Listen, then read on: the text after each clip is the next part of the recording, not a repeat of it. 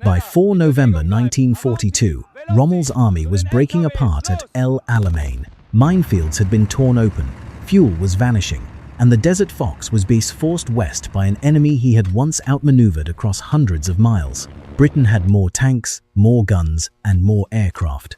But months before the first barrage, something less visible had already changed the battle. On 10 July, Australian infantry overran a strange cluster of wireless trucks near Tel El Isa. Inside were operators, call sign lists, intercepted messages, and the machinery behind Rommel's battlefield awareness. His Signals Intelligence Unit, Company 621, had been listening to the British for more than a year. Then another source went silent. British radio discipline tightened. Ultra continued giving Allied headquarters insight into Axis weakness. Across the desert, fake tanks and a false pipeline pointed south, while the real blow gathered in the north. Rommel still had an army. What he no longer had was a trustworthy picture of the battlefield. The wreckage on 4 November made the imbalance visible. Trucks stood abandoned beside empty petrol drums. Disabled tanks marked tracks through the dust. German motorized formations escaped west in fragments, but much of the Italian infantry lacked the transport to follow. Men ordered to hold now faced capture on ground. Their vehicles could no longer cross. If the retreat began too late, defeat would become encirclement. Montgomery had entered the battle with more than 190,000 men and over 1,000 tanks. Rommel's German and Italian force numbered about 116,000 men, with roughly 540 tanks, many already constrained by fuel shortages and mechanical wear. The numbers mattered. They shaped every artillery concentration and made each lost Axis tank harder to replace. But numbers alone do not explain why a commander famous for sudden movement was forced into a narrow, fixed killing ground. El Alamein was not the open desert of Rommel's earlier victories. The Mediterranean blocked the north. The Qattara Depression blocked mechanized movement in the south.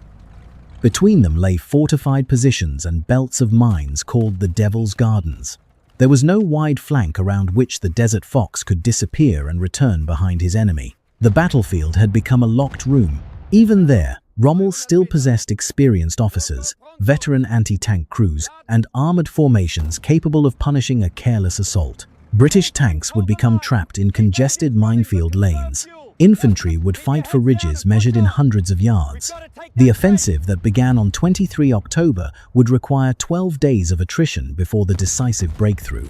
This was not a battle won by knowing one secret. Ultra did not remove the mines. Deception did not destroy the anti-tank guns. Intelligence could expose weakness, but soldiers still had to enter the wire, lift the mines, and survive the fire beyond them. The advantage was cumulative. The Allies increasingly understood the condition of Rommel's army. Rommel increasingly had to judge the Allies through sources that had been closed, captured, disciplined, or deliberately corrupted. The Desert Fox had spent the campaign turning information into speed.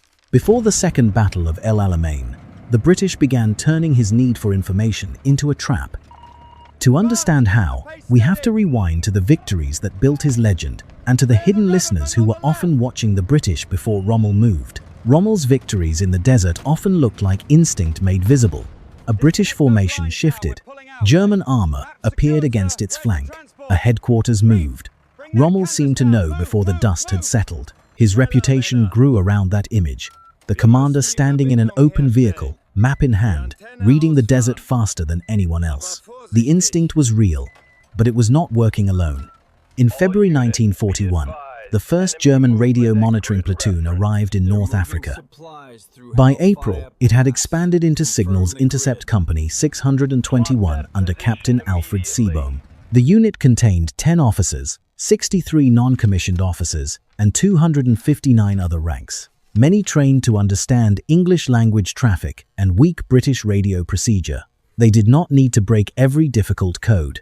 Often, the British gave away enough without one. Operators used names in clear speech. Units repeated familiar call signs. Headquarters transmitted at predictable times. Radio traffic increased before movement. Direction-finding teams fixed transmitters on maps while analysts compared message patterns, locations, and habits. Even the hand on the Morse key became evidence. Every wireless operator had a distinctive rhythm known as a fist. German listeners learned to recognize individuals by the way they formed dots and dashes. A unit could change its call sign and still betray itself through the operator touching the key. A network built to connect the 8th Army had become a trail of footprints. Company 621 organized this work through 8 platoons, including interception, analysis, direction finding, signals, and transport. Receivers and plotting tables filled commandeered buses and wireless lorries. Because the vehicles looked unlike a conventional combat formation, the men called themselves the circus. But the reports leaving those vehicles were deadly serious. Rommel consumed signals intelligence aggressively. In mobile warfare, hours mattered. If he learned that British armor was shifting before the move was complete, he could concentrate tanks against a weak point instead of searching for one. Some intercepted messages reportedly reached him while British signalers were still asking for clarification. If the information arrived late, Rommel could strike empty ground while British armor moved elsewhere. If it arrived quickly, it could become tomorrow's ambush. There was another channel, far beyond the circus. In Cairo, Colonel Bonner Fellers, the American military attaché, attended high-level British briefings and sent detailed reports to Washington. He was not a German agent. He believed the diplomatic cipher protecting his messages was secure. It was not. Axis intelligence obtained access to the code, and Fellers' assessments became so valuable that the Germans called him the good source. His reports described British strength, losses, intentions, and morale. In mid-June 1942, they indicated that the 8th Army was dangerously vulnerable. For Rommel, the conclusion was rational. Strike before the British recovered, drive east, and threaten Cairo and the Suez Canal. This does not reduce his campaigns to stolen messages. Intelligence could identify an opening, but it could not lead a panzer division through it. Rommel still accepted risk, improvised under pressure, and moved faster than many opponents thought possible. The danger lay in the partnership between his skill and the intelligence network. Better information rewarded greater speed. Greater speed encouraged collectors to move closer to the front. Repeated success made headquarters more willing to gamble with the machinery producing that success. Every report still depended on something fragile: an exposed transmitter, an unchanged call sign, a compromised cipher, or a wireless lorry close enough to hear clearly. By late June 1942, the Allies had discovered the leak around Fellers. The diplomatic code was changed. The good source went silent. Rommel had lost one window into British headquarters. Less than 2 weeks later, Australian infantry would close another with rifles, artillery, and 90 minutes of violence at Tel El Isa. By early July 1942, Company 621 had moved into the place where intelligence became exposure. Its main forward echelon sat near the coast behind the Italian 60th Sabrata Division, less than 5,000 meters from the front. About 200 men and 40 vehicles occupied a patch of desert roughly 700 meters long and 300 meters wide. Nearly 3/4 of the intercept platoon and most of the analysis staff were there, along with direction-finding teams, signals personnel, buses, receivers, files, and wireless lorries. The position offered superb reception. With the sea beside them and open ground ahead, Seaboom's operators could listen toward Cairo, Middle East headquarters, 8th Army, XXX Corps, and the British armor facing them. Reports could move quickly to Rommel's mobile headquarters. It was also almost impossible to defend. Company 621 possessed only a handful of automatic weapons. Its vehicles were dispersed across exposed sand. In front of it stood an Italian division that had only recently occupied incomplete positions. Some of Seaboom's own men warned that the site was too far forward. Reconnaissance aircraft had appeared over the area often enough to make them nervous. Seaboom refused to move. The decision was not irrational. Better reception meant faster reports. Faster reports pleased Rommel. Seaboom also had reason to fear the appearance of caution. After withdrawing from Mersa Matruh at the end of June, he had reportedly faced accusations of cowardice and the threat of court-martial, so he paid for intelligence with distance. Before dawn on 10 July 1942, the Australian 26th Brigade formed along the coast near Tel El Isa. Its immediate objective was not a secret intelligence center. The Australians were attacking the low ridge north of the railway, siding as part of a limited 8th Army counter-offensive. British signals units may have fixed Company 621's location, But there is no evidence that the men of the 2 over 24th Battalion knew that the strange vehicles beyond the Italian line contained one of Rommel's most valuable assets. Then the artillery opened. Shells struck the Sabratha positions. Dust and smoke erased the horizon. Australian infantry moved behind the barrage, crossed the forward defences, and broke into a sector held by troops who were inexperienced and poorly prepared. The Italian line did not bend slowly. It opened. More than 1,500 prisoners were taken as the Australians secured the ridge. Beyond them stood the circus, civilian buses, radio trucks, aerials, paper files, headphones, and analysts who had expected protection from the troops in front. Now there were rifles among the vehicles. Some German drivers started engines and escaped west. Others tried to move equipment or destroy documents. Seebohm and his second-in-command, Lieutenant Hertz, were caught in the collapse. Seebohm was mortally wounded. Hertz later explained that the attack came too quickly for any methodical destruction of the records. The fight around the unit lasted roughly 90 minutes. That was the countdown. Every minute gave another vehicle a chance to escape. Every minute also brought Australian soldiers closer to the files that explained how Germany had been reading the British Army. If the Germans burned the intercept reports, the Allies would capture only trucks and prisoners. If they failed, a local infantry attack would expose years of intelligence work. They failed.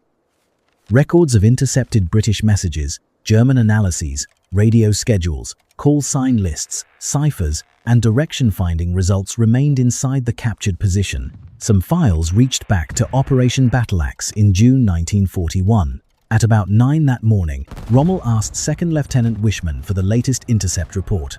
There was no contact with the company. Rommel demanded to know where it had been positioned. Wishman pointed to the place on the map. According to his later account, Rommel understood immediately. Then it is Futch lost. The latest report never arrived. What had looked like an ordinary penetration of an Italian sector had destroyed a theatre-level intelligence asset. The unit had been pushed forward to make Rommel faster. In 90 minutes, that same decision made him slower. And the Australians still did not fully understand what they had taken. The first intelligence victory after Tel El Isa did not occur in a wireless truck. It occurred over tables covered in captured paper. British officers began sorting daily reports, monthly summaries, radio schedules, call sign lists, traffic analysis charts, and direction-finding results. Some records reached back to Operation Bertram on 14 June 1941. Pages written by German analysts described British units by name, location, habits, and radio operator. The discovery was humiliating. Company 621 had not needed a miracle machine to read the 8th Army. It had often needed only patient linguists and careless British voices. Men spoke geographical names in clear text. Headquarters used routine call signs. Simple ciphers hid terms badly. A rise in traffic revealed movement even when the message itself remained unread. The captured files showed the British their own army from the enemy's side of the headphones. One page might link a call sign to a brigade. Another could identify a headquarters by its transmission pattern. Direction-finding bearings placed transmitters on a map. The distinctive Morse fist of an operator could follow a unit even after its call sign changed. If those habits continued, rebuilding Company 621 would be enough to restore Rommel's advantage. The British therefore treated the papers not merely as enemy secrets, but as an audit of their own failure. Interrogators questioned Hertz and other prisoners. The Germans resisted and minimized their successes, but the documents were harder to persuade. They confirmed that Axis intelligence had penetrated the American diplomatic code used by Bonifellas. The British had already learned of the leak in late June.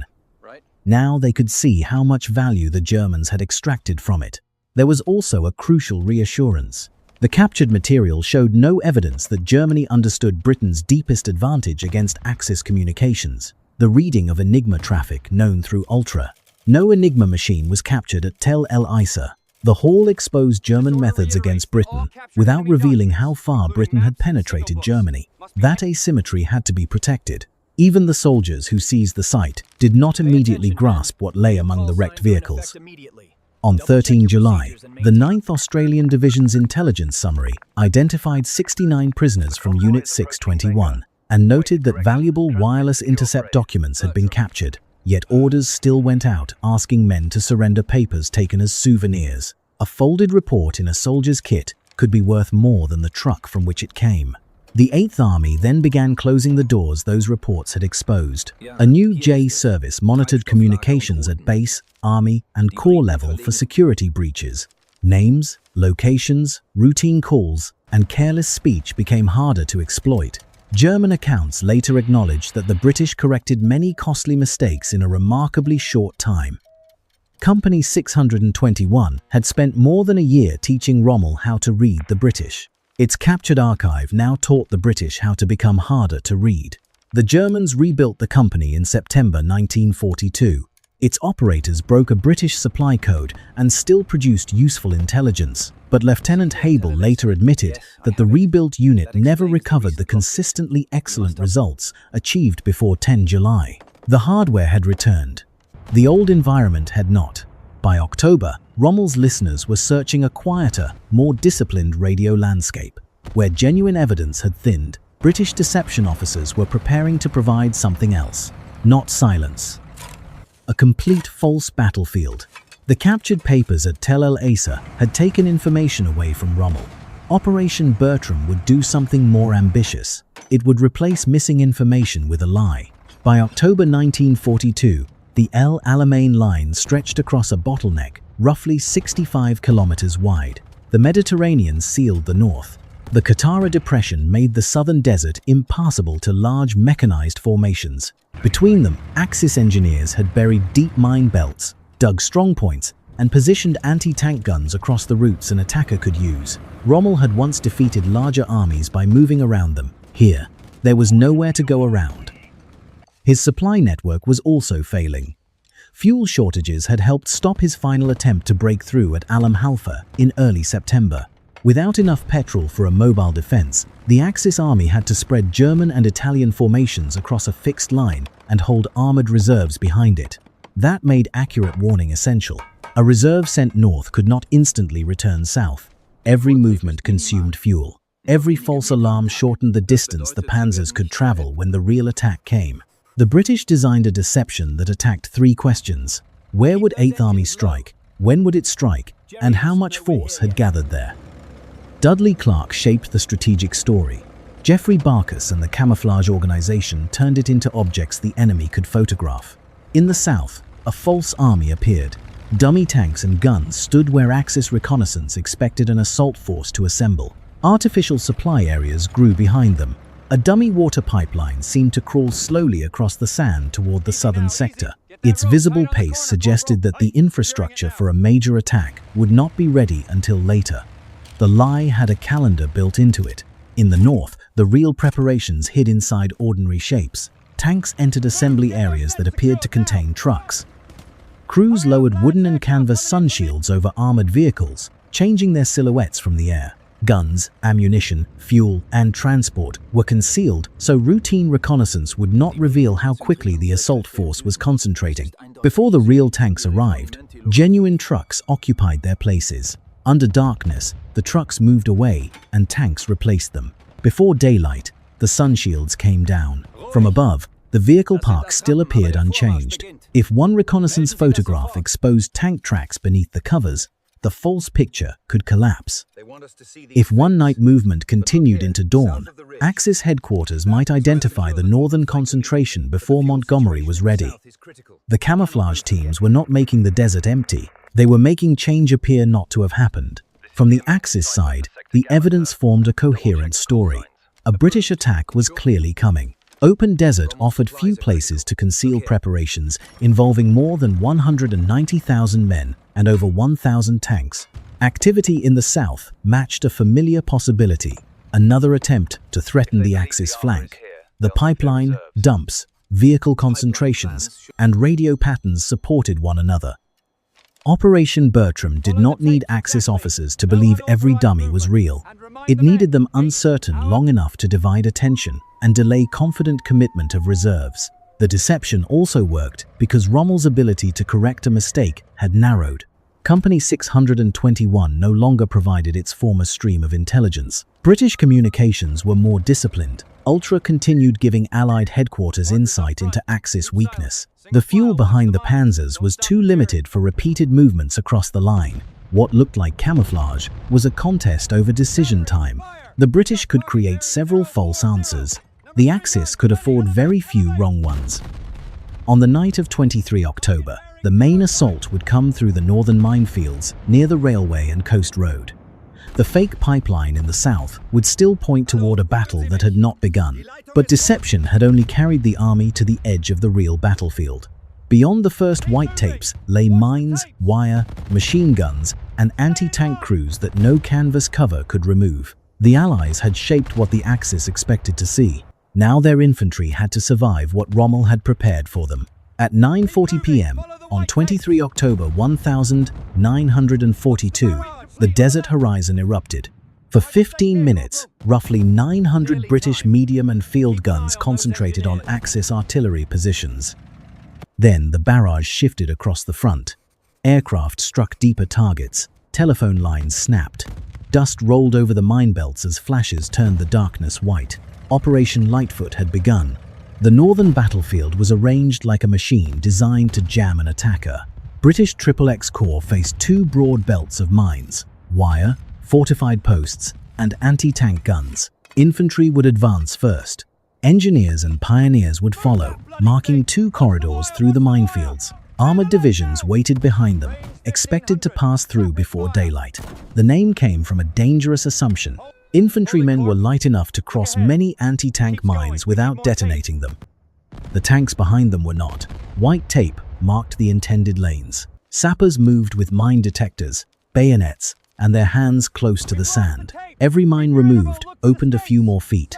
Every missed mine could disable the vehicle that blocked everything behind it. If the engineers failed to clear the corridors before dawn, British tanks would be packed nose to tail inside paths already registered by Axis guns. The minefields were deeper than expected. In places, the defensive zone extended more than a mile and a half. Maps were incomplete. Dust hid the tape. Vehicles wandered from cleared ground. A disabled tank or artillery tractor could narrow a lane until the entire column stopped. More than 1,000 British tanks meant little while those tanks were trapped in a queue. By the early hours of 24 October, British and Commonwealth infantry had captured portions of their objectives, but the armoured passage was falling behind schedule. Anti-tank fire struck the crowded approaches. Engineers kept working while shells burst among the vehicles waiting behind them. One delay created another. Tanks reached the front late. Units lost direction. The clean breakthrough imagined on the map became separate fights for ridges, strong points, and strips of desert measured in hundreds of yards. From the Axis side, the opening hours offered reasons for confidence. The northern attack was real, but it had not escaped the minefields. British armour remained congested. Local counterattacks could still seal penetrations before Montgomery brought his full weight forward. The defensive system appeared to be doing exactly what it had been built to do. Then, Axis command began to fail. Rommel was in Europe receiving medical treatment. General Georg Stumme commanded in his absence. On the morning of 24 October, Stumme went forward to inspect the threatened sector. He did not return. His body was later recovered, and his death was attributed to heart failure amid the fighting. For crucial hours, Panzerarmee Africa lacked clear direction, while communications were already disrupted by bombardment. Had the armoured divisions cleared the mines on schedule, they might have exploited that confusion. Instead, dawn found important British formations still entangled in the belts. The trap had worked at the level of expectation. It was failing at the level of movement. Rommel returned from Europe and found a battle that no longer resembled a single attack. Australian pressure near the coast threatened to pull Axis reserves north. Farther south, British formations fought to widen the corridors. Anti-tank crews continued cutting into armour that moved beyond infantry support. Rommel saw stalled tanks and heavy British losses. From his perspective, this could still become another failed 8th Army offensive. But Montgomery did not treat the delayed breakthrough as proof that the plan was dead. He changed the purpose of the battle. Instead of demanding one rapid armoured escape through the minefields, he established a forward line and began what he called crumbling. Repeated attacks designed to wear down Axis infantry, guns, tanks, and reserves.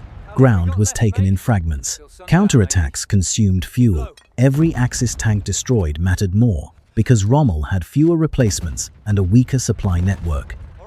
What looked like British failure was becoming a different kind of weapon. Montgomery had prepared to win with a breakthrough. When it stalled, he began trading losses Rommel could not replace. For the infantry and engineers, there was nothing mathematical about it. Men crawled through mines under fire. Ambulance drivers entered the battle to collect wounded soldiers. Tanks burned beside white tape meant to lead them safely forward. Operation Lightfoot had not opened the door on schedule, but it had forced Rommel to stand behind that door and spend the resources he would need when the next blow arrived. By the end of October, Rommel's army was still holding, but the force behind the line was being consumed one counterattack at a time. Australian pressure near the coast had drawn German armor north. Infantry battalions were thinning. Anti-tank guns were being lost faster than they could be replaced. Fuel had become a command decision measured in miles. Montgomery paused, regrouped, and prepared the final blow. On the night of 1-2 November 1942, Operation Supercharge began. Its purpose was no longer to reproduce the clean breakthrough Lightfoot had failed to deliver. It was to strike a line weakened by 10 days of crumbling, force the remaining Axis armor into another expensive response, and open ground for the 8th Army's tanks. The assault went in south of the main Australian pressure, toward the railway sector. Artillery opened the path. New Zealand infantry and supporting formations advanced through darkness. British armor followed toward positions defended by exhausted German and Italian units. The vulnerable moment came after the infantry had opened the breach, but before the armor had secured open desert beyond it. If Axis reserves sealed the gap, Supercharge could become another corridor, filled with burning tanks. Rommel committed what remained, but the reserves entering the battle were no longer the force that had raced across Cyrenaica. Tanks arrived in reduced numbers. Crews had fought for days. Petrol burned in every movement. A counterattack that failed could not simply be repeated somewhere else. By 2 November, Rommel concluded that the army had to withdraw or face destruction. He requested permission. Hitler refused. The order to hold transformed a military retreat into a countdown. Every hour spent defending the Alamein line shortened the distance damaged vehicles could escape. Motorized German units still had some chance of moving west. Many Italian infantry formations did not. Rommel had once made speed punish slower enemies. Now delay was punishing his own army. The fighting continued through 3 November. British pressure widened the fractures. On 4 November, Indian troops drove through part of the front, and the Axis line finally ceased functioning as a continuous defense. Permission to withdraw came only after the door was already closing. Trucks, guns, tanks, and prisoners remained behind. The motorized corps escaped west, but much of the infantry was captured. The 8th Army had paid heavily, 13,560 casualties, but it had removed the immediate Axis threat to Egypt. This was not Ultra winning a battle from a room in Britain. It was a chain of advantages turned into physical pressure. The Fellers leak was closed. Company 621 was captured. Its papers taught the British how to protect their signals. Ultra helped Allied headquarters understand Axis intentions and weakness.